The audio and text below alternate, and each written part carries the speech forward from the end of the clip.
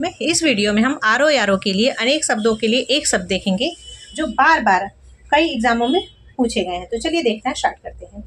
जिस वर की शादी दूसरी बार हो रही हो तो उसको क्या बोलेंगे? उसे बोलेंगे द्विवर। जिसका पति छोड़कर चला गया हो उसे बोलेंगे परित्यक्ता। जिसकी जीविका का कोई निश्चित स्रोत ना हो उसे बोलेंगे आकाश वृत्ति। जो मोक्ष का इच्छुक हो उसे बोलेंगे मुमुक्षु। जिसको किसी का भय ना हो उसे बोलेंगे निर्भय।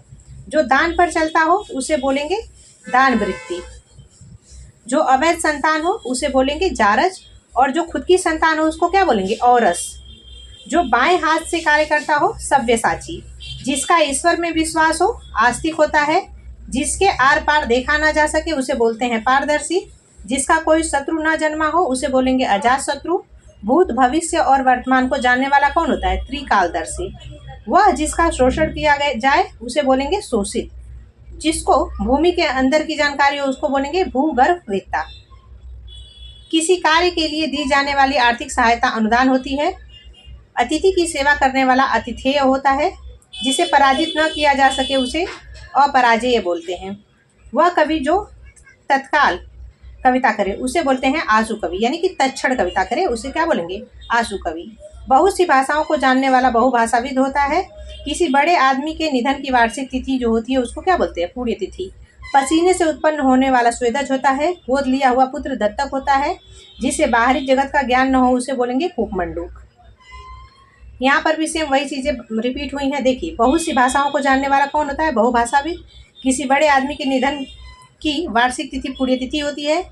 पसीने से उत्पन्न होने वाला स्वेदज होता है। गोद लिया हुआ पुत्र दत्तक होता है। जिसे बाहरी जगत का ज्ञान न हो वो कूपमंडूक होता है। मोक्ष की इच्छा रखने वाला कौन होता है? तो वो होता है मुमुक्षु। जिसका जन्म पहले हुआ हो उसे अग्रज कहते हैं।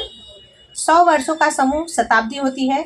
दो भिन्न भाषा भाषियों के बीच मध्यस्थता करने वाला, यानी कि दो अलग अलग भाषा बोलने वालों के बीच में जो बात को बताता है, यानी कि जो मध्यस्थता करता है उसको क्या बोलते हैं? द्विभाषिया। विष्णु के उपासक कौन होते हैं? तो वैष्णव होते हैं। गोद लिया हुआ पुत्र दत्तक पुत्र होता है। जिसको छोड़ा नहीं जा सकता हो उसको क्या बोलेंगे? अत्याज्य।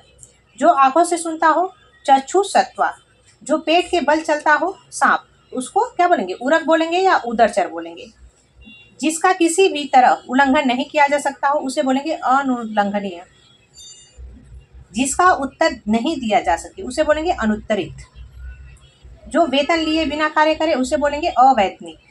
जो किसी की एवज में कार्य कर रहा हो उसे बोलेंगे स्थापन्न। जो उस पद पर होने के कारण किसी कार्य में रत हो उसे बोलेंगे पदेन या प्रभारी। जो कुछ समय के लिए नियुक्त किया गया हो अंशकालिक। जो आधी अवधि तक काम करता हो अर्धकालिक।